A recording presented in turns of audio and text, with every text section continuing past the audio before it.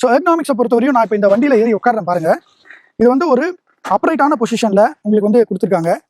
ஹிமாலயனை compare பண்ணும்போது அந்த handle பார்லேருந்து கொஞ்சம் இறங்கியும் அதே மாதிரி நம்மள ரைடர்ஸை நோக்கி கொஞ்சம் முன்னாடியும் வந்திருக்கு. ஸோ நீங்கள் ஹிமாலயனில் உட்காந்தீங்கன்னா இப்படி உட்கார மாதிரி இருக்கும். இதில் வந்து கொஞ்சம் இப்படி இருக்குது. இதுதான் ஒரு பெரிய டிஃப்ரென்ஸ். ப்ளஸ் வந்து ஃபுட் பேக் வந்து கொஞ்சம் பின்னாடி தள்ளியிருக்காங்க. ஹிமாலயனில் வந்து ஒரு மாதிரி இங்கே இருக்கும், இங்கே வந்து கொஞ்சம் பின்னாடி போயிருக்கு.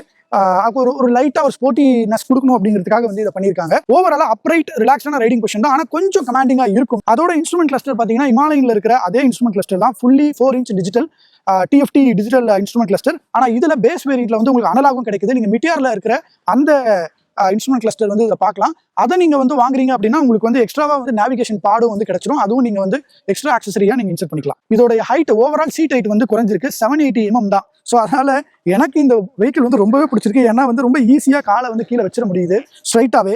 அதனால வந்து இந்த வெஹிக்கிளை வந்து ஸ்ட்ரீட்டில் ஹேண்டில் பண்ணுறதுக்கு ரொம்ப சூப்பராக இருக்குது ஹிமாலயனை கம்பேர் பண்ணும்போது.